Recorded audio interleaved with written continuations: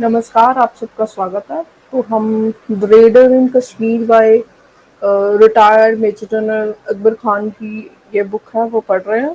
तो मैं आपसे सिर्फ ये कहूँगी कि ये एक पाकिस्तानी के पॉइंट ऑफ व्यू से लिखी गई किताब है। तो इसमें जो भी बोला जाएगा या जो भी मैं रीड करूँगी उसको क्रॉस चेक करना आपकी ड्यूटी है। और जो बातें इसमें लिखी गई हैं उसको चेक करिए, क्रॉस चेक करिए और ज़रूर ये मतलब ये आपकी ड्यूटी है क्योंकि ये इंडियन पॉइंट ऑफ व्यू से किताब को मत देखिएगा या रिएक्शन मत दीजिएगा। लेकिन आपको ये पाकिस्तानी माइंडसेट से जो है वो समझ में आएगा ये कि किस तरह से उनका माइंडसेट जो है वो काम करता है। तो इस किताब से जो है आपको वो भी समझ में आएगा, कश्मीर के इशू का भी आपको समझ में आएगा। तो इसलिए ये किताब पढ़ी जा रही है। तो हम चैप्टर नंबर 3 पे पहुंच गए हैं। चैप्टर 3 जिसका नाम है revolt. In the beginning of September 1947, 2 weeks after partition, I had gone for a few days to Murray, the hill station near the Kashmir border.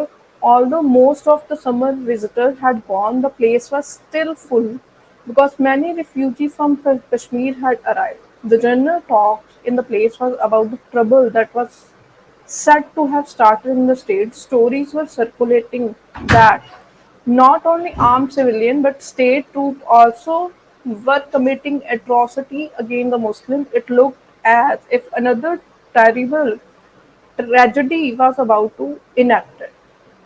यानी कि ये यहाँ पे बता रहे हैं कि जब पार्टीशन हुआ उसके बाद ये मर्री में जो है वो छुट्टियां मनाने के लिए गए और छुट्टियां जब वो मनाने गए तो वहाँ पे उन्होंने देखा कि कश्मीर से बहुत सारे लोग जो हैं वो ट्रैवल करके मरी में आए हुए थे और वहाँ पे वो जो लोग हैं वो आपस में बातें करते थे कि जो कश्मीर है वहाँ पे बहुत ज़्यादा जो मुस्लिम्स हैं उनके ऊपर जो है एट्रोसिटीज़ की जा रही है ट्रूप्स के थ्रू। और जो आर्म्ड सिविलियन है वो भी उनके ऊपर एट्रोसिटीज़ कर रहे हैं। Making all alliance for the usual execution in prevailing atmosphere of bitterness, this much was already inescapable that the first shot had been fired and the trouble was afoot in Kashmir. Who was to blame or who was not to blame was no longer the real issue, but still, it did seem that India could have prevented matters from going this far. अच्छा इसमें India कहाँ से आ गया ये मुझे नहीं समझ आया। ये जो भारत ऑब्सेशन है, ये जो इंडिया ऑब्सेशन है, आप देख रहे हैं कि ये किस तरह से आर्मी मिलिट्री के माइंडसेट में किस तरह से इंडिया ऑब्सेशन जो है वो इनबिल्ड हो चुका है स्टार्टिंग से ही। जब मैं इंडिया की बात कर रही हूँ तो आप केवल इंडिया मत ले, इंडिया का मतलब हिंदू ले, ठीक है। तो आप ये देखिए कि इंडिया को ब्लेम कर दिया। अरे भाई वहां का जो लीडर है, वहां के जो लीडर है उनकी होगी कुछ आपस में जो है वो अंडरस्टैंडिंग मिसअंडरस्टैंडिंग हो गई होगी। और जो लीडर है वहाँ के जो महाराजा है और जो शेख अब्दुल्ला है, जो पॉलिटिकल पार्टीज है वहाँ की, उनकी आपस में जो है अंडरस्टैंडिंग वो खुद बनाएंगे, उसमें इंडिया कहाँ से आ गया। तो आप ये देख रहे हैं कि स्टार्टिंग से देखिए कि किस तरह से इवन जो रेडर है जिन्होंने जो है वो लॉ को ताक पे रख के एक स्टेट पूरी स्टेट जिसने अभी डिसाइड नहीं किया कि वो किसके साथ वो एक्सेशन करेंगे, उसको रेड करने के बाद पूरा का पूरा ब्लेम भारत पे फिर से डाल दिया।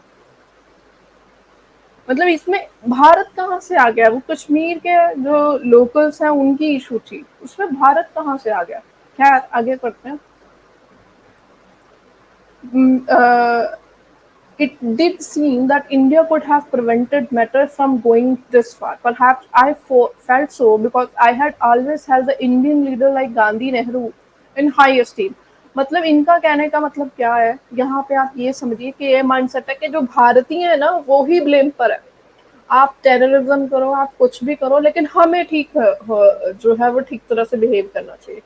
आपकी तरफ से लोग जो है वो अब्यूज करें हिंदूज को, वहां पे टेम्पल तोड़े जाएं पाकिस्तानी हिंदूज के साथ जो चाहे हो, लेकिन भारत में जो है वो भारत की तरफ से अमन की आशा की बात होनी चाहिए। भारत की तरफ से जो है वो बड़ी प्यारी प्यारी मीठी मीठी बातें होनी चाहिए। क्यों होनी चाहिए? म्यूचुअल रिस्पेक्ट कहाँ जाती है? मतलब गांधी, देखिए यहाँ पे जब मैं गांधी नेहरू बोल रही हूँ तो इंडिया, यहाँ पे जब ये गांधी नेहरू बोल रहे हैं तो वो इंडियन लीडरशिप की बात कर रहे हैं। लेकिन भाई म्यूचुअल रिस्पेक्ट होती है।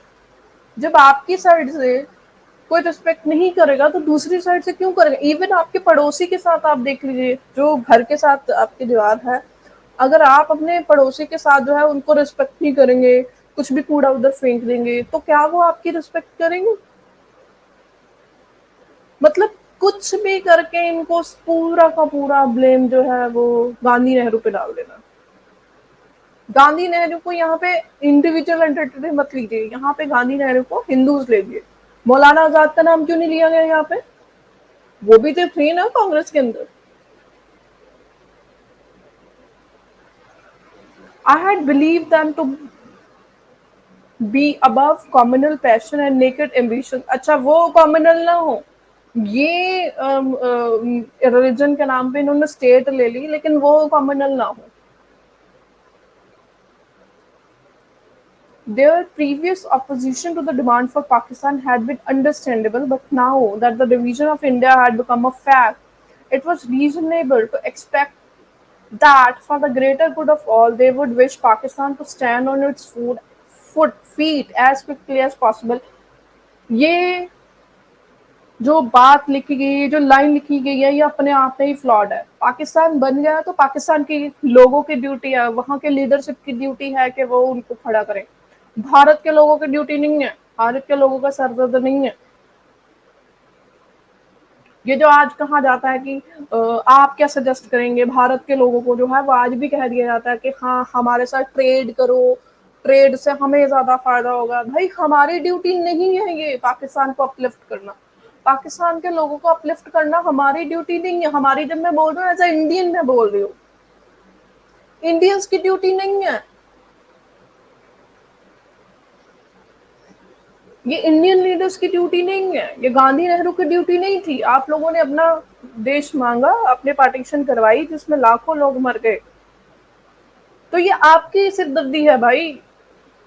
मतलब स्टार्टिंग से ये देखिए, आपको इनका माइंडसेट जो है वो नजर आएगा।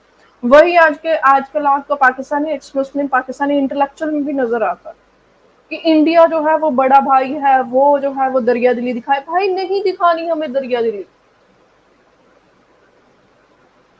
तो ये माइंडसेट आप देखिए कि इनका स्टार्टिंग से ही चलता आ रहा है। its feet as quickly as possible, and to this end they would advise the Maharaja straightly that Kashmir's future must be in Pakistan। अच्छा हम एडवाइस करें? दुनिया में कभी देखा है ऐसी लो आईक्यू बात करते हुए? मतलब मैं सॉरी टू से ये रिटायर्ड आर्मी ऑफिसर है, मैं इनको मतलब ऐसी लैंग्वेज नहीं यूज करना चाहती, पर सॉरी टू से ये लॉजिक जो यहाँ पे इस पैराग्राफ में नजर आ रहा है, इसका कोई मतलब नहीं आता। इवन जो फ्रेंडली नेशंस होते हैं ना, वो भी ऐसी बात नहीं करते हैं। भाई कोई नेशन किसी और के लिए काम नहीं करता है, यही इन लोगों की प्रॉब्लम है। असी भी मुसलमान तो तुसी भी मुसलमान, मेजर वगैरह वाला सही बोलते हैं। इनकी एक ही पॉलिसी है, असी भी मुसलमान तुसी भी मुसलमान तो साडी मदद करो। इंडिया पाकिस्तान कॉन्फ्लिक्ट में इंडिया की ड्यूटी है, यूएई पाकिस्तान के कॉन्फ्लिक्ट में यूएई की ड्यूटी है, टर्की पाकिस्तान के कॉन्फ्लिक्ट में टर्की की ड्यूटी है। भाई तुम्हारी ड्यूटी क्या है? ये वही विक्टिम कार्ड मेंटालिटी इस पैराग्राफ में कंप्लीटली आपको नजर आ रही है। But this had not happened, and we at least would not been able to leave the matter where it was. Not only could we not ignore the safety and wishes of our brethren in Kashmir, but our own safety and welfare also demanded that the state should not go over to India। यानी कि यहाँ पे ये कह रहे हैं कि हमें जो कश्मीर चाहिए वो अपनी सिक्योरिटी के लिए चाहिए। तो यानी कि यहाँ पे केवल रिलीजन नहीं था, यहाँ पे जो सोवियत यूनियन है वो वहां पे आ रहा है, उसका भी इनको डर था। जो कि आप देखिए कि वो डर कहाँ से आ रहा था, वो डर आ रहा था अमेरिका से ट्रांसफर हो। वेस्ट का डर था कि जो सोवियत यूनियन है वो भारत के साथ ना मिल रहा है, तो इसलिए भी इनके अंदर भी वो जो है वो इन्होंने वहां से कॉपी कर लिया आइडिया और अपने ऊपर लगा लिया। कि रशिया आ गया तो यहाँ पे जो है वो कम्युनिज्म और सोशलिज्म फैल जाएगा इस एरिया में, तो फिर पाकिस्तान के लोगों में भी कम्युनिज्म सोशलिज्म फैलेगा। ये डर था एक्चुअली इनको, ये जो डर इनको सता रहा था। कश्मीर में इनके ब्रदरन ब्रदर है वो कश्मीर के। अच्छा, वो कश्मीरी बोलते तो आप पंजाबी बोलते हो। बंगाली तो संभाले नहीं गए। खैर छोड़िए। One glance at the map was enough to show that Pakistan military security would be seriously jeopardized if Indian troops came to be stationed along Kashmir's western border. Once India got the chance, she could establish such station anywhere within few miles of 180 mile along vital road and rail route between Lahore and Pindi. In the event of war, these stations would be dangerous threat to our most important civil and military lines of communication. If we were to protect this route properly, it would take a major portion of our army to do so, and we would thereby dangerously weaken our fort at Lahore. If we were to concentrate our strength at the front, we would give India the chance to cut off Lahore, Sialkot, Gujarat, even Jhelum from our military base at Pindi.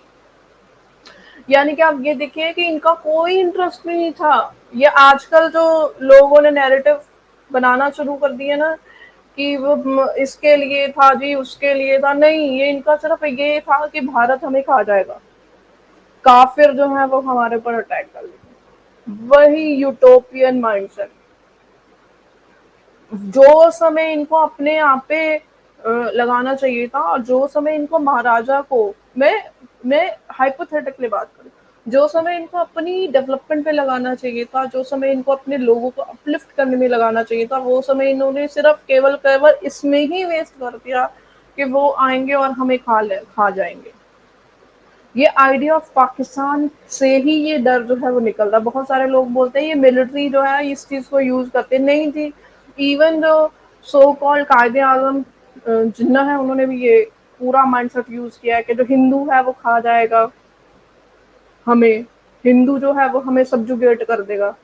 तो ये इनके mind में हमेशा चलता रहता है, इसीलिए ये कभी सक्सेसफुल नहीं हुए। इवन आज पाकिस्तान एक्स मुस्लिम बनकर भी ये सक्सेसफुल नहीं हुए। The possession of Kashmir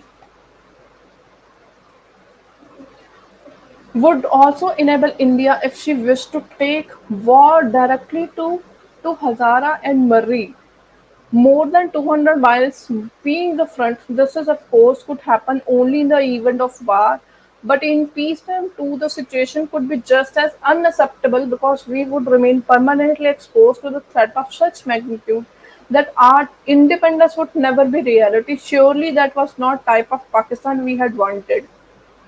completely utopian. India आएगा हमें खा जाएगा, पता नहीं, ये मे बी लोगों को ये जो है वो लोगों के अंदर ये माइंडसेट डेवलप करने के लिए कि जो इंडिया है वो हमें अगर कश्मीर के ऊपर हम अटैक ना करते, मे बी इन्होंने जस्टिफाई करने के लिए ये लिखा, मुझे नहीं समझ आता, लेकिन ये मेरी तो समझ में नहीं आ रहा है कि ये कॉन्सेप्ट आया कहाँ से। अगर एक्चुअली इंडिया ने आपको एक्सेप्ट ना करना होता, आपके ऊपर अटैक करना होता, तो फिर पार्टीशन ही ना होने देते जो इंडियंस थे। नहीं, मतलब अजीब ही ऑब्सेशन है, मुझे नहीं समझ आता है। मतलब ठीक है, थोड़ा बहुत डर हो सकता है कि लोगों के अंदर हो, लेकिन इतना ऑब्सेशन, क्या पूरा का पूरा अपना जो है वो माइंडसेट ही इस पे डेवलप कर रहे हो। इंडिया ऑब्सेशन पे ही, मतलब इनका शुरू से इनका ये हाल है। मतलब मुझे ये समझ में आ गया, अगर एक वेटरन रिटायर्ड आर्मी जनरल का माइंडसेट ये है अपनी किताब के अंदर, तो मैं समझ सकती हूँ कि कॉमन लोगों का माइंडसेट वहां पे क्या होगा। From the economic point of view, the position was equally clear. Our agriculture economy was dependent particularly upon rivers coming out of Kashmir. The Mangla headworks were actually in Kashmir and the Marala headworks were within a miles or so of border. What then would be our position if Kashmir was to be in Indian hands? Similarly, the economy of Kashmir itself was inevitably linked with Pakistan because her only trade route, which remained upon throughout the year, which carried almost her entire trade, was road coming into Pakistan at Kohala and Muzaffarabad. अच्छा, इनके दिमाग में ये है कि कश्मीर की जो economy है ना वो पाकिस्तान के ऊपर बेस्ड है। अच्छा, कश्मीर की इकोनॉमी पाकिस्तान के ऊपर बेस्ड है क्योंकि एक ही रोड है जो कश्मीर और पाकिस्तान को केवल जोड़ती है। तो भाई उस तो और कोई रोड नहीं बन सकती है क्या? कितना टाइम लगता है रोड बनने में? इतना ऑब्सेशन कि आप ये भी आप नहीं कर सकते भाई। 6 महीने में अगर गवर्नमेंट चाहे, अगर कोशिश की जाए तो छोटा मोटा मतलब ऐसा कुछ मैनेजमेंट करके बना ली जा सकती है। जो रूट है वो बनाया जा सकता है। The major portion of Kashmir's timber, her main source of income, went by River Jhelum to Pakistan. Thus, it seemed that Kashmir's accession to Pakistan was not simply a matter of desirability but of absolute necessity for our separate existence. Finally, our claim was justified by our knowledge and belief that the overwhelmingly majority of Kashmiri wanted to join Pakistan. अच्छा, ये इन्होंने इसका कोई reference नहीं दिया कि कोई इन्होंने वहाँ पे जो है वो अ, इन्होंने लोगों से जो है वो लोगों से पूछा था जाकर कि क्या वहाँ के लोग क्या चाहते हैं। क्योंकि मैं बार बार कह रही हूँ कि भाई वहाँ के जो प्रिंसली स्टेट्स के जो लीडर्स थे, उनके हाथ में था कि वो किस तरफ जाना चाहते हैं, उनके कंट्रोल में था। अगर आप पॉपुलेशन के लेवल से अपना केस खराब करेंगे तो फिर उस हिसाब से तो फिर सिंध में भी बहुत सारे एरिया थे जो मेजोरिटी हिंदू थे, तो वो भी फिर भारत में आने चाहिए थे। अगर इस हिसाब से अगर आपको बनाना है पूरा का पूरा जो है वो आपका केस, तो इन लोगों को इतना आइडिया नहीं कि ये अपना ही केस खराब कर रहे हैं।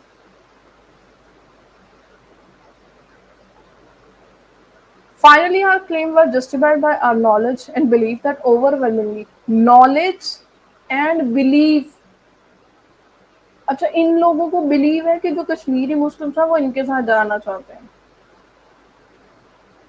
मतलब मैंने नहीं आज तक देखा कि ऐसे कोई केस दुनिया में कि कोई नेशन ऐसा केस प्रेजेंट करे कि वहाँ के लोगों का बिलीफ है। इसीलिए आप देखें कि मतलब ये क्या है, मतलब ये जेन्युइनली कोई रिटायर्ड आर्मी जनरल लिखता है। मुझे इससे बड़ी अजीब सी फीलिंग आ रही है, सॉरी टू से, लेकिन मतलब इतनी अंडरस्टैंडिंग तो होनी चाहिए ना कि लोगों लोगों से या तो आप कोई रेफर करो कि आपने यहाँ पे पढ़ा, वहाँ के लोग जो है वो कंटिन्यूसली जो है वो मैसेजेस दे रहे हो।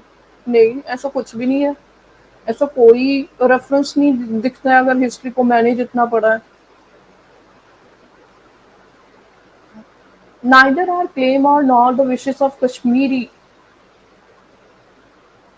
would avail anything if the Muslim of Kashmir were now forced out of the state and those left there browbeaten into acceding to India। मतलब ये अपने ही दिमाग में मतलब ये बना लिया कि हमारा क्लेम और जो कश्मीरी इसकी विशेषता, यानी कि ये अपने दिमाग में इन्होंने बना लिया कि कश्मीरी चाहते हैं कि वो पाकिस्तान के साथ जाएं। अरे वहाँ का जो सुप्रीम जो मतलब वहाँ का एक मेजर लीडर था शेख अब्दुल्ला। चाहे उनकी बहुत सारी बातों से बाद में मतलब डिफ्रेंसिएशन हुआ हो हमारी इंडियन पॉलिटिक्स में, लेकिन स्टिल वो कश्मीरी मुस्लिम्स को एक्चुअली रिप्रेजेंट करते थे और वो चाहते थे कि इंडिया में एक्सेशन हो जाए। ये खुद इन्होंने लिखा है। और जब एक लीडर जो जिस लीडर को सारे के सारे कश्मीरी मुस्लिम जो है वो मानते हैं, वो ऐसी बात कर रहा है तो वो बिना लोगों की अंडरस्टैंडिंग के बात कर रहा है। मतलब मेरे पास तो कोई सब्सटेंशियल एविडेंस है भी ना कि मैं शेख अब्दुल्ला का नाम ले रही हूँ, इनके पास कोई सब्सटेंशियल एविडेंस भी नहीं है कि हमारे पास अपने लोग आए और उन्होंने बताया हो। मतलब कोई कश्मीरी लीडर इनके पास गया हो बताने, कोई ऐसी इंसिडेंट्स ही बता दे। नहीं। और अगर है भी तब भी आप देखिए कि जो वहाँ के महाराजा थे उनके हाथ में था डिसीजन लेना। अपने जो उनकी कैबिनेट थी उसके साथ डिस्कशन करके। Such was the thought in my mind when one day someone introduced me to Sardar Ibrahim, who was later to become the first president of Azad Kashmir government. As yet, he was not prominent enough to be known in Pakistan. Most of the recognized leaders of pro-Pakistan Muslim Conference were still in jail in Kashmir. Ibrahim, like many other passionate diet, had come across the border in the search of help for his people. He thought that the time for peaceful negotiation was gone because every protest was being met with repression, and there in certain area of the people were virtually in a state of revolt. But if they were to be protect themselves and to prevent the Maharaja from handing them over to India, they needed weapons. 500 rifles, according to him, were all that they needed to start if they were to liberate themselves. This, however, was obviously too modest an estimate, though even this number at the moment appeared beyond reach. यानी कि यहाँ पे एक व्यक्ति का नाम इन्होंने ले लिया आखिरकार, सरदार इब्राहिम। इनके बारे में आप भी लोग जाके जो है वो पता करें कि ये सरदार इब्राहिम कौन है, क्योंकि ये यहाँ पे बोल रहे हैं कि किसी ने इनको सरदार इब्राहिम से जो है वो मिलवाया था और उनकी डिमांड थी कि वो उनको बंदूकें चाहिए 5,000। 5,000 उनको बंदूकें चाहिए और उनको जो है वो रिवोल्ट करना है अपने आप को लिबरेट करने के लिए। This however was obviously too modest an estimate, though even this number at the moment appeared beyond reach. यानी कि उस समय पे ये नंबर है, 5,000 का नंबर जो है आज बहुत छोटा लगता है, लेकिन उस समय पे बहुत बड़ा था और उसको रीच करना कोई छोटी मोटी बात नहीं थी। The biggest question really was whether our government could be moved to take an active hand in the affair. We were soon to find that the move in this direction had already started. यानी कि यहाँ पे ये खुद accept कर रहे हैं कि जो गवर्नमेंट ऑफ पाकिस्तान है उन्होंने इस मूव में डायरेक्टली इन्वॉल्व हो गए। वो इस एक व्यक्ति के साथ वो है वो डायरेक्ट एक व्यक्ति का इन्होंने रेफरेंस दिया। अब मुझे नहीं पता ये व्यक्ति एक्चुअली है भी या नहीं है, तो आप क्रॉस चेक कर लीजिएगा। मैं बार बार बोल रही हूँ, सरदार इब्राहिम के बारे में आप क्रॉस चेक करिए। कश्मीरी हिस्ट्री को जब आप देखें ढूंढेंगे तो आपको समझ में आएगा जो सरदार इब्राहिम है उनके क्या कनेक्शन थे, मतलब उनका महाराजा के साथ कैसा कनेक्शन था, शेख अब्दुल्ला के साथ उनका कैसा कनेक्शन था। इस चीज को सर्च कर लीजिएगा, तब भी आपको पूरा सिनेरियो समझ में आएगा, क्योंकि ये पाकिस्तानी पॉइंट ऑफ व्यू से बात बता रही हूँ। A few days later, Mia Iqtar, then a leader in the Muslim League, the ruling political party, arrived at Murray from Lahore, and he said that he had been deputed to go to Srinagar to contact the Kashmiri leader to assess the chance of Kashmiri accession to Pakistan. अच्छा, तो कुछ दिन बाद जो मियाँ इफ्तिखारुद्दीन हैं वो मुस्लिम league के लीडर थे, वो मरी आए इनके पास, जो अकबर खान है, और इनके आगे ये डिस्कस हुआ और उनको बताया कि मुझे भेजा गया है श्रीनगर में जाने के लिए और वहाँ के जो लीडर है उनसे डिस्कस करने के लिए कि वो प्रेशर करे या उनके साथ डिस्कस करने के लिए कि पाकिस्तान के अंदर पाकिस्तान में जो एक्सेशन है वो हो जाए। He also said that if the people of Kashmir were not likely to have the chance of freely exercising their choice, the Muslim League may have to take some action to help the Kashmiri Muslim and to prevent the state's accession to India. यानी कि यहाँ पे आप देखिए कि ये बार बार कह रहे हैं कि वहाँ वहाँ का सब सारा जो सिस्टम है वो पाकिस्तान के साथ मिलना चाहता है। फिर ये डर क्यों है इनके अंदर, ये आप मुझे बताइए कि ये डर क्यों है कि जो कश्मीर है वो इंडिया के साथ मिल जाएगा। तो यानी कि कुछ ना कुछ तो चल रहा था, या तो इनको कोई इंफॉर्मेशन मिल रही थी कि जो कश्मीर है, जम्मू, जब मैं कश्मीर बोल रहा हूँ तो जम्मू कश्मीर लद्दाख गिलगित बल्चिस्तान जो है इन पूरे एरिया को लेके चले। तो ये जो एरिया है ये भारत के साथ मिलना चाहता है, ऐसा कोई इंफॉर्मेशन या तो उनके पास पहुंचा होगा, तभी ये लोग बार बार ये बात करे जा रहे हैं कि इनको डर था, हो सकता है। He did not seem particularly optimistic about the outcome of his mission. ये बहुत important है. He did not seem particularly optimistic about the outcome of his mission. क्योंकि मैं बार बार शेख अब्दुल्ला का नाम ले रही हूँ. जो शेख अब्दुल्ला थे वहाँ पे मेजॉरिटी मुस्लिम कम्युनिटी जो है वो उनसे उनकी बात सुनती थी और वो उनके साथ एग्री करती थी, और वो आपको पता है कि वो प्रो इंडिया थे. But thought that his visit would at least clear their doubt about the necessity of taking action. यानी कि मे बी वहां जाके यही बोलना हो कि अस्सी भी मुसलमान थे, तुस्सी भी मुसलमान थे, तो कर लो accession. He would be away for about a week, and in case the situation was not promising, he had to take back with him to Lahore a plan of action. He asked me to prepare a plan for him. The object to achieve by the contemplated action was clear, namely to get Kashmir's accession to Pakistan, but as far as the resources were concerned, what support the League could give to the action, the position was entirely vague. यानी कि वो व्यक्ति, आप देखें कि जो वो व्यक्ति आया है वो वहाँ के लीडर से डिस्कस करने जा रहा है श्रीनगर में कि वो पाकिस्तान के अंदर एक्सेशन करने के लिए प्रेशर डाले. तो ये एक डेमोक्रेटिक प्रोसेस है. मतलब डेमोक्रेटिक इन द सेंस कि चलो इसको कंसीडर किया जा सकता है कि चलो कोई आया है मिलने और वो नेगोशिएशन करे कि पाकिस्तान के साथ जम्मू कश्मीर की जो रियासत है वो मिल जाए, प्रिंसली स्टेट वो मिल जाए. इस चीज को माना जा सकता है. लेकिन वो व्यक्ति ये भी डिसाइड करके आया था, क्योंकि उसने अकबर खान को ये बोला कि मुझे ये भी कहा गया है कि अगर आउटकम कोई ना आया तो प्लान ऑफ एक्शन बनाया जाए. तो प्लान ऑफ एक्शन किस केस में बनाया जाए? जब वहां के जो लीडर है, प्रोमिनेंट लीडर है, वो पाकिस्तान के साथ ना मिलना चाहे, मे बी इस केस में बनाया जाए, या वहां के लीडर भी कंफ्यूज हो महाराजा की तरह कि हमें किस तरफ जाना चाहिए, इस केस में बनाया जाए.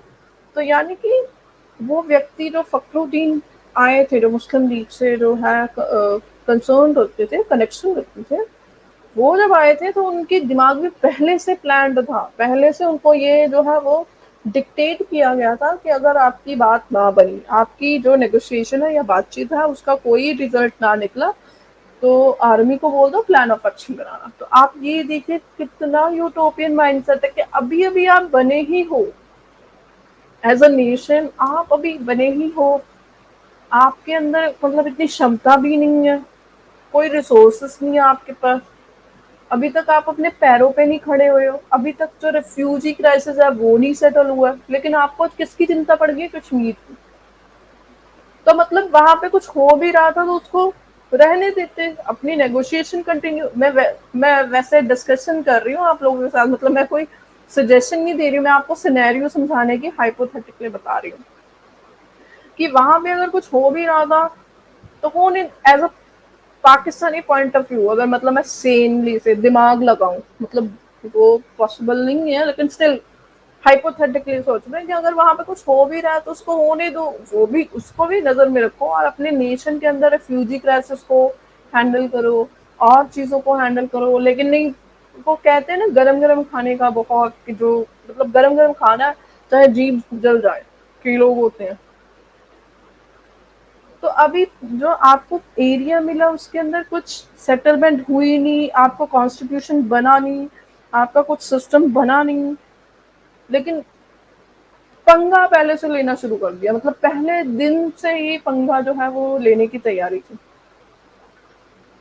All he could tell me was that some money could be spent, through he did not know how much. Further, he said that any action by us was to be an unofficial nature. No Pakistani troops or officers were to take an active part in it. बड़े ध्यान से सुनिए, ये कौन message लेके आया है? ये मुस्लिम लीग का एक नेता लेके आया है, ठीक है, जो श्रीनगर जाते हुए एक अकबर खान जी को ये सारी बातें बताते हुए जा रहा है. यानी कि ये प्लान कहाँ से तैयार हुआ है? ये प्लान तैयार हुआ है मेन गवर्नमेंट ऑफ पाकिस्तान की तरफ से. With this inadequate data in my possession, I spent the next day or so in consultation with Sardar Ibrahim and others, then returned to Pindi where I wrote out a plan. The only weapon we could possibly get hold of would be rifles. And with regard to these, the question was not how many we needed or desired, but how many we could obtain. At that time, I was director of weapon and equipment at GHQ, the Pakistani Army General Headquarters.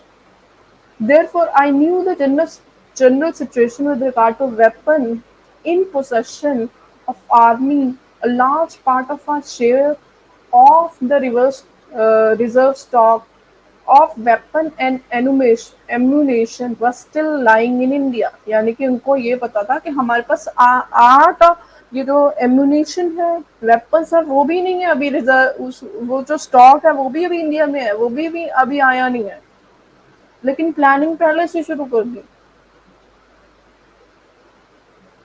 मतलब इससे मतलब मैं क्या बोलूं मैं कुछ ना बोलूं तो उतना बेटर है even if these stock were in Pakistan lying in India even if the stock were in Pakistan, there would be no possibility of giving any for Kashmir unless a government order the commander in chief to do so. यानी कि ये directly Pakistani army involve नहीं होना चाहती थी कि वो मतलब एक तरह से ये प्लान कर रहे थे कि हम ऐसा प्रटेंड करेंगे कि ये वहां के ही लोग हैं जिन्होंने महाराजा के खिलाफ रिवोल्ट कर दिया ओवर स्मार्ट मतलब जितने स्मार्ट है नहीं इतना दिमाग चलता नहीं है लेकिन ओवर स्मार्ट बनना है ठीक है since he was not be taken in confidence some other way had to be found to get hold of some rifles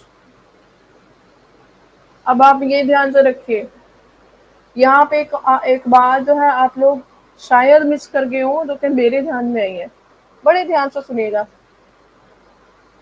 even if these stocks were in Pakistan, there would be no possibility of giving any of Kashmir, any for Kashmir, unless government ordered the commander and in chief to do so. कि जो government है वो commander in chief को जब तक order नहीं देगी तब तक वो राइफल्स नहीं ली जा सकती हैं अगली लाइन पर ध्यान दीजिए since he was not to be taken into confidence मतलब उस समय का जो कमांडर इन चीफ है उसको भी नहीं पूछा गया तो ये जो कारगिल में हुआ है ये कोई अकेले मुशर्रफ ने नहीं किया है ये पहले भी हुआ है मतलब आप ये देखिए ये आज जो भी पाकिस्तान में हो रहा है ये पहले दिन से हो रहा है मैं इसीलिए कहती हूँ किसी भी रीजन की किसी भी इंस्टीट्यूशन की जब आप हिस्ट्री चेक करते हो ना तब आपको पता चलता है कि ये इंस्टीट्यूशन फेल क्यों है आज या आज ये सक्सेसफुल क्यों हुआ है मैं ये नहीं कह रही हूँ कि कुछ इंस्टीट्यूशन जो कि गलत तरीके से बने वो सक्सेसफुल नहीं हो सकते हैं सक्सेसफुल हो सकते हैं अगर वहां पे दोबारा से रिफॉर्म करने के लेकिन पाकिस्तान के अंदर प्रॉब्लम ये है कि जो पहले हो चुका है 1400 साल पहले या 70 साल पहले जो जो हो चुका है उसी को ही कॉपी करते हैं पास्ट में रहते हैं मैं हमेशा इसलिए बोलती हूँ कि हिस्ट्री को पढ़िए पास्ट को पढ़िए लेकिन उससे सीख के उससे गलतियां सीख के पॉजिटिव और नेगेटिव को अलग अलग कीजिए पॉजिटिव को एक्सेप्ट कीजिए नेगेटिव जो हुए थे उस समय में उसको रेक्टिफाई करके ऐड कीजिए तो यानी कि उस समय पे गवर्नमेंट जो है उन्होंने कमांडर इन चीफ को कॉन्फिडेंस में लिया ही नहीं एक नेशन दूसरे नेशन पे एक तरह से अटैक करने के लिए तैयार है और जो कमांडर इन चीफ है उसको ही नहीं लिया मतलब वहां पे भी नहीं किसी को पता है unfortunately I discovered that the previous government sanction existed in GHQ the issue of 4,000 military rifles to the Punjab police did not appear to be in urgent need of them since they were not pressing for them. I therefore decided to base my proposal on minimum of 4,000 rifles, assuming that the police could be ordered to receive these rifles from the army and make them available for Kashmir. Further weapons frontier made or from abroad could be obtained depending on the money available. I also found that some stock of old ammunition and condemned as unfit for military use were lying in the ordnance depot. This condemned stock was waiting to be transported to Karachi to be thrown into sea. अरे मतलब सी में फेंक दिए जाते थे। ये क्या मैं पहली बार सुन रही हूँ मैं। Colonel Azam Khanzada the ordnance corps promised to divert this secretly for the use in Kashmir. बड़े ध्यान से सुनिए, इवन पाकिस्तान के अंदर साजिश चल रही है। एक व्यक्ति को गवर्नमेंट से इंफॉर्मेशन मिलती, बोल के भेजा जाता है कि प्लान तैयार करो। जो अकबर खान है वो प्लान तैयार करते हैं, वो अपने कमांडर इन चीफ को पता ना लगे, उससे छुपते छुपाते प्लान बना रहे हैं।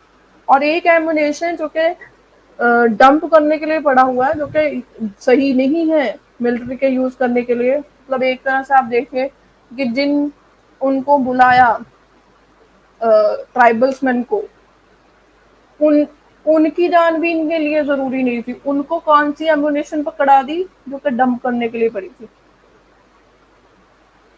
तो वो भी सीक्रेटली डाइवर्ट करवाई अपनी तरफ। ठीक है। As far as army was concerned, this ammunition would be shown as thrown into sea। यानी कि आर्मी को ये बता दिया जाएगा कि जी वो जो सारी एम्यूनेशन थी वो तो फेंक दी गई है, वो तो सारी फेंक दी गई है।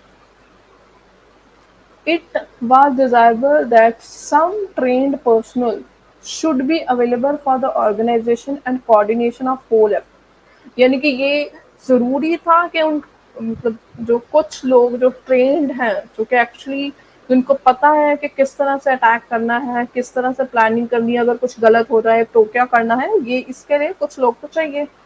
No army officer could be taken for this, but we had in Pakistan some of senior ex-army officer of INA, Indian National Army, who might be willing to take on some of the responsibility। ये बहुत ध्यान से सुनिए, ये बहुत important है। Indian national army आपको पता होगा कौन है।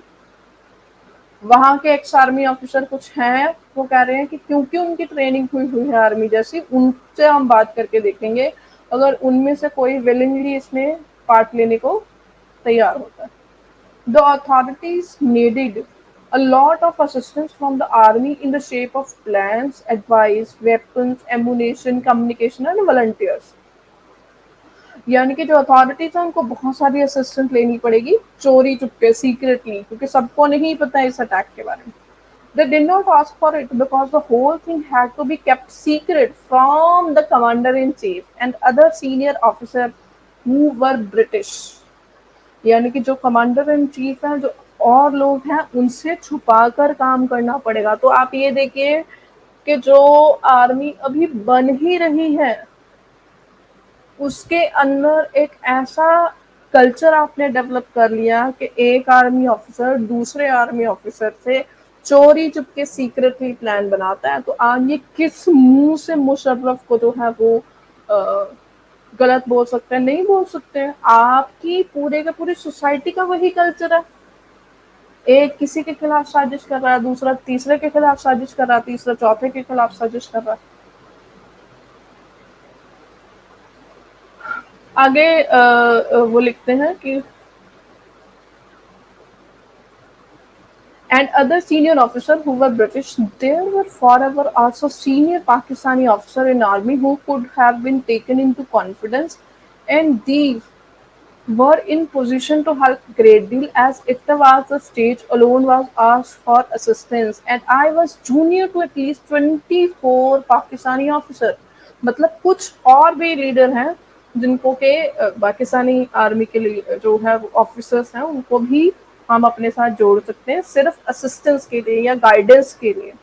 In the days to come, as I had to keep things secret from everyone, it was revolt not only in the loss of their health but also of their goodwill। यानी कि ये अपने ही दिमाग में बैठे हुए हैं कि हम उनके लिए अच्छा गुडविल कर रहे हैं कुछ, इसीलिए बोलते हैं यूटोपियन कॉन्सेप्ट। कोई ऑब्जेक्ट नहीं है, कोई एम नहीं है।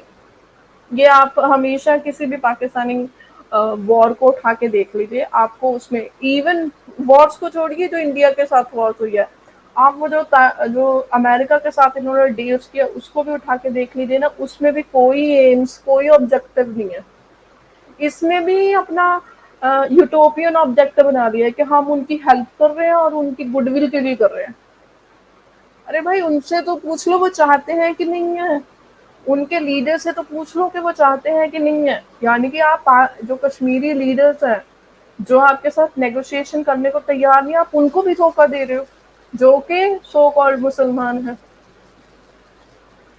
तो ये इस्लाम के नाम पे जस्टिफिकेशन देना बंद करो, ये लालच है। इसीलिए ये मोनोथीस्टिक जो आइडियाज होते हैं ना, यूटोपियन मोनोथीस्टिक आइडियाज, ये केवल लालच पे बेस्ड होते हैं। Ultimately, I wrote out a plan under the title Armed Revolt Inside Kashmir। यानी कि एक स्ट्रेटजी लिखी गई जिसका नाम क्या दिया गया, आर्म्ड रिवोल्ट इनसाइड कश्मीर, के जो कश्मीर के लोग हैं वही रिवोल्ट कर रहे हैं, armed revolt. And open interference or aggression by Pakistan was obviously undesirable. It was proposed that our efforts should be concentrated upon strengthening the Kashmiris themselves internally and at the same time taking steps to prevent the arrival of the armed civilian or military assistance from India to Kashmir। यानी कि वो कह रहे हैं कि अगर Pakistan directly aggression कर देगा तो फिर ये प्रॉब्लम हो जाएगी और जो कश्मीरीज हैं जो जो जो राजा है वो उस तरफ चला जाएगा और जो सिविलियंस है, यानी कि यहाँ पे भी देखिए कि ये यूटोपियन अपने दिमाग में ही बनाया हुआ है कि वहाँ के जो आर्म्ड सिविलियन है जो कि ज्यादातर मेजोरिटी मुस्लिम्स हैं, वो जो है वो हमारे साथ आ जाएंगे और वो जो है वो जो हिंदूज हैं वहाँ के आर्म्ड, वो इंडिया की तरफ हो जाएंगे। यानी कि अपने दिमाग में ही सोच लिया।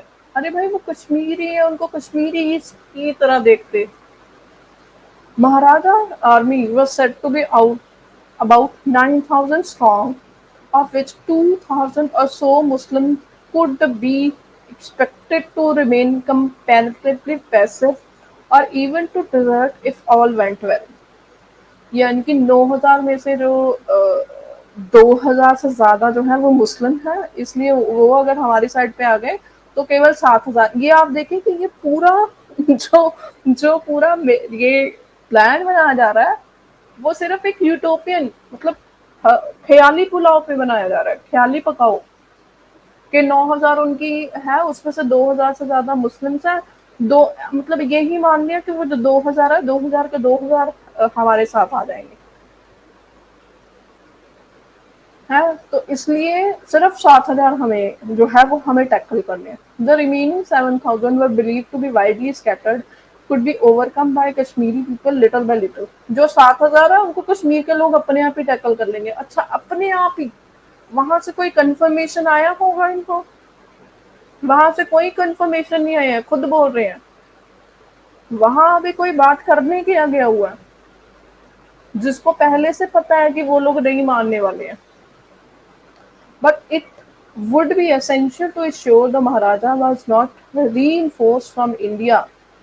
Therefore, the route by which such reinforcement could come would have to be blocked। यानी कि अगर उस तरफ से कोई इंडिया की तरफ से ना आए तो वो वाली जो एरिया उसको भी ब्लॉक करना पड़ेगा। One of these routes was the road from Kathua to Jammu, an unmettered fair-weather track passing through broken country where determined band of guerrillas could at least prevent the passage of arms wagons. Organized movement of troops in strength would however be a different matter, but there was as yet no likelihood of troops arriving from India in another month, or so the area would probably be very muddy due to rains, and then in December, अच्छा अपने दिमाग में ही बना लिया, snows in snows in Banihal Pass would block the entrance to the valley। के मतलब सितंबर में ये प्लानिंग हो रही है कि दिसंबर तक जो है वो बर्फ पड़ जाएगी। अच्छा दिसंबर तक वहां का जो राजा है वो सोया रहेगा वहां के जो शेख अब्दुल्ला के साथ के सपोर्टर हैं वो सोए रहेंगे। Though it would be beyond their means to close their route altogether, the people could at least gain some time by making the effort। The second route was by air, troops could be landed at Srinagar. Fortunately, the landing ground was some distance from the town, away from the immediate protection of the troops there. A couple of hundred armed men might, with good snipping, seriously discourage the landing of transport aircraft. Obviously, however, at present, it was entirely academic to talk about blocking these routes, but if the revolt was ultimately to seek a decision of Srinagar Valley itself, this would be an important factor for the success. यानी कि यहाँ पे ये कह रहे हैं कि कुछ लोग, हंड्रेड्स लोग जो हैं जहाँ पे बाय एयर जो लोग जो आर्मी है आने के चांसेस है, वहां पे क्या है, हम जो जहाँ पे लैंड होना है वहां पे ही लोगों को खड़ा कर देंगे कि वो लैंड ही ना कर पाए। वहां पे जो 100 से 100 के लगभग जो है लोग खड़े कर देंगे जिससे वो लैंड ही नहीं कर पाएंगे। तो ये जो ब्लॉकेज है वो कह रहे हैं कि ये तो हम सिर्फ एकेडमिकली ये बात कर रहे हैं, लेकिन ये मतलब किया जा सकता है कि अगर रिवोल्ट हो जाता है वहां पे, जो वहां के जो लोग हैं वो भी साथ देते हैं रिवोल्ट में, तो ये ठीक होगा। Thus, out of 4,000 rifles, there were to be issued 1,000 were proposed to Kathua Road and 200 for Srinagar landing ground task, where balance of 200 were to distributed over the rest of area adjacent to Pakistani border. यानी कि 4,000 में से 1,000 जो है वो Kathua road पे rifles जाएंगी, 2,000 जो है वो जहाँ पे लैंड होना है वहां पे चली जाएंगी, 2,800 जो है बाकी जो पाकिस्तान का बॉर्डर है, बाकी जो पाकिस्तान का बॉर्डर है कि कहीं इंडिया वहां पे कुछ ना कर दे, वहां पे चली जाए। I gave a dozen copies of this tentative plan to Mia Ikhtiar on his return from Srinagar. Few days later, I was called to Lahore for a conference with the Prime Minister of Pakistan, Mr. Liaquat Ali Khan. On arrival there, I had first to attend a preliminary conference at Provincial Government Secretariat in the office of Sardar Shaukat Hayat Khan, who was then the minister in the Punjab government.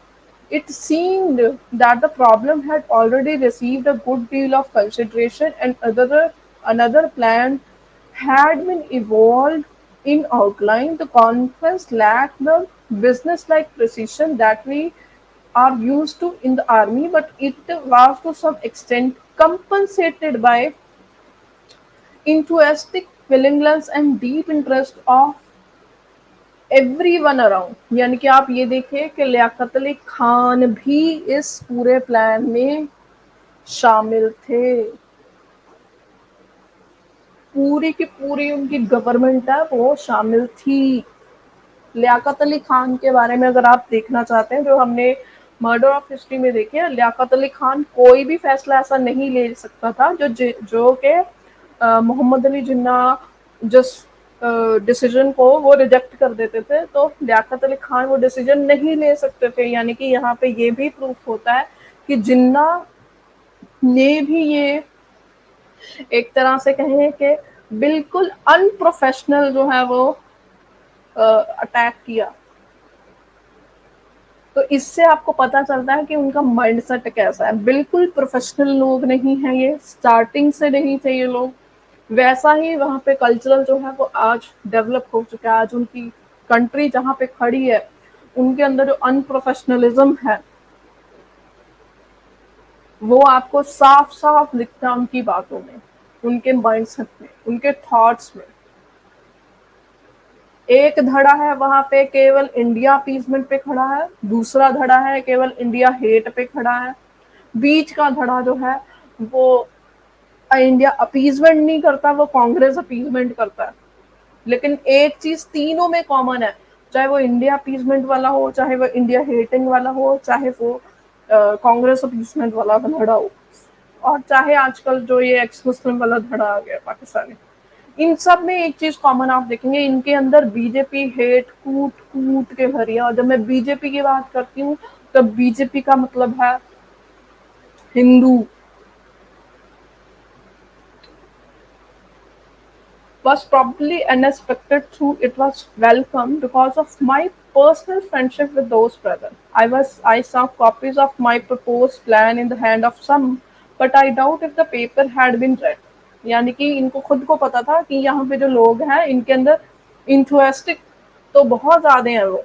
यहाँ पे मतलब आप देखिए कि army officer जो है उसकी जो नजर है, हालांकि वो पाकिस्तानी आर्मी से थे, लेकिन स्टिल आप यहाँ पे समझ पा रहे हैं कि उन्होंने खुद बताया कि उनको जो ऑब्जर्वेशन हुई कि ये लोगों ने पढ़ा भी नहीं है मेरा प्लान, केवल और केवल इसी चीज से इनके अंदर खुशी की लहर दौड़ी हुई है। इंथुआस्टिक इतने हैं कि किसी ने जहमत तक नहीं उठाई कि वो प्लान पढ़ के उसमें कुछ कमियां ही निकाल दे। अगर कमियां नहीं भी निकालनी तो कुछ पॉजिटिव पॉइंट ही बोल दे उसके ऊपर। आगे, they did not matter very much because Sardar Shaukat Hayat Khan already had a plan in mind. His plan was based on the employment of officer and other rank from of the former INA under the command of Mr. Zaman Kiani. These were to operate from across the Punjab border, whereas north of Rawalpindi the sector was to be under command of Mr. Khurshid Anwar, a commander of Muslim League National Guard. The operation were to take place in two sectors under the overall command of सरदार शौकत हयात खान। ये important है। यहाँ पे एक चीज आप देखिए, मुस्लिम league national guard, ये बहुत सारे लोगों को नहीं पता कि जो मुस्लिम लीग थी उनका मिलिट्री विंग भी था एक। ये अक्सर आपको लोगों को नहीं बताया जाता है। और इन्होंने क्या क्या कारनामे किए थे वो भी अगर आप सर्च करना चाहते हैं तो सर्च कर सकते हैं। Connected this plan with my idea, I emphasize the importance of Kathua road and the Srinagar landing run. The possibility of getting 4,000 rifle was welcomed. I was asked to meet the Prime Minister at the Government House at 6 p.m. in the evening.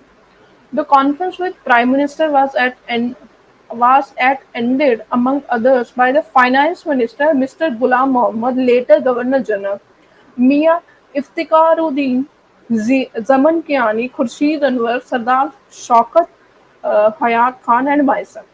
I expected that here the actual course of action would be discussed in detail as certain essential decisions needed to be taken.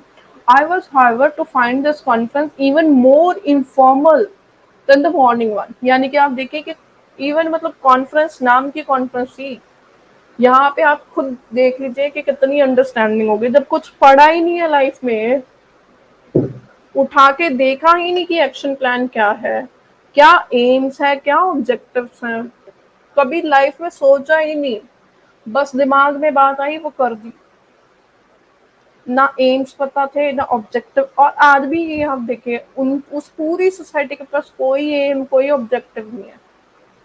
पूरी society को छोड़िए, even एक individual level पे भी आप उनको देखेंगे ना, उनके कोई एम्स ऑब्जेक्टिव नहीं है। ऑब्वियसली एक्सेप्शंस तो होंगी, एक्सेप्शंस हर जगह पे होती हैं, लेकिन यहाँ पे अकबर खान भी खुद बोल रहे हैं कि वहां पे मैंने सोचा था कि यहाँ पे कुछ मुझसे पूछा जाएगा, कोई डिस्कशन किसी पॉइंट पे होगी, नहीं। मतलब बस खुश थे इस बात पे कि हाँ अब कश्मीर जो है हमारे हाथ में आ जाएगा। यूटोपियन वर्ल्ड व्यू, बस प्लान बन गया तो फिर हो गया, ठीक है। उसके कॉन्सिक्वेंसेस नहीं बात नहीं की, second order third order thinking की चांस ही नहीं है उस सोसाइटी में। I was, however, to find this conference even more informal than morning one. Again, the more informal than morning one, again, the enthusiasm was there, but there was no serious discussion of the problems involved. It may be that such discussion had already taken place before my appearance on the scene. यानी कि यहाँ पे आप देखें कि यहाँ पे ये अज्यूम कर रहे हैं कि इन चीज़ों पे ऑलरेडी डिस्कशन हो गई होगी।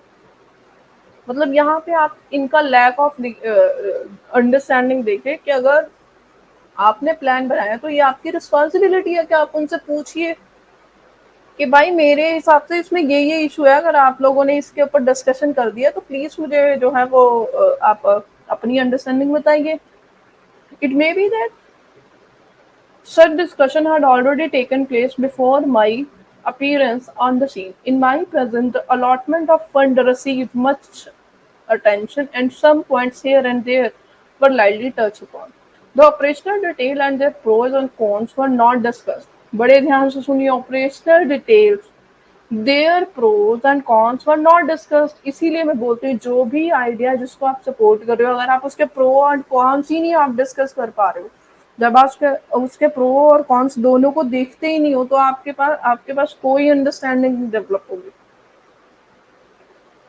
तो यहाँ से आपको समझ आता है कि हमेशा जब भी कोई चीज़ आप कंसिडर कर रहे हो, इवन कोई भी डिसीजन मेकिंग करते हो, तो उसमें प्रो और कॉन्स लिखो, उसको उसकी second order third order thinking जो है वो देखो कि ये डिसीजन लेने से इसका लॉन्ग टर्म इम्पैक्ट क्या होगा, उसको भी सोचो, उसके बाद डिसीजन लेना चाहिए। तो यहाँ से भी आपको पता चल रहा है। ये मैं इसलिए बता रही हूँ कि अगर हम खुद गलतियां करें, इससे बेटर है कि हम दूसरों की गलतियों को देखकर उससे सीखें। The Prime Minister questioned me regarding what help I could render, and I promised to do what I had already written in the paper as well as anything else which they might require. In the atmosphere of cheerfulness and confidence that prevailed, it did not seem right for me to strike too serious a note by drawing attention to even such elementary matter as the need of ammunition and means of communication for exercising control. यहाँ पे देखो अपनी ही गलती जो है वो मान रहे हैं कि इतना ओवर कॉन्फिडेंस, इसको मैं कॉन्फिडेंस नहीं कहूंगी, सर ने कॉन्फिडेंस लिखा है, मिस्टर अकबर खान ने कॉन्फिडेंस लिखा है, मैं इसको ओवर कॉन्फिडेंस बोलूँ। ये ओवर कॉन्फिडेंस था, बिना एम ऑब्जेक्टिव के जो है आपने प्लान सोचा, उसकी second order third order thinking की ही नहीं, एक्सटेंड के अगर बाय चांस ये प्लान लीक हो गया तो क्या होगा। इस पे तो मतलब मैं अभी तक नहीं पढ़ पा रही हूँ कि इन्होंने कहीं पे ये बात की हो कि अगर बाय चांस ये प्लान लीक हो गया, या जो महाराजा है वो उसने कुछ और डिसाइड कर लिया। मतलब इनका पूरा का पूरा प्लान इस बात पे बेस था कि जो कश्मीर के लोग हैं, जो मतलब अपने ही दिमाग में इन्होंने बनाया हुआ था, जो कश्मीर के लोग हैं वो जो ये रिबेलियन है इनका साथ देंगे, जो रेडर्स हैं इनका साथ देंगे और महाराजा के ट्रूप्स को हरा देंगे, कंट्रोल हो जाएगा। अच्छा, इतना आसान है कंट्रोल होना?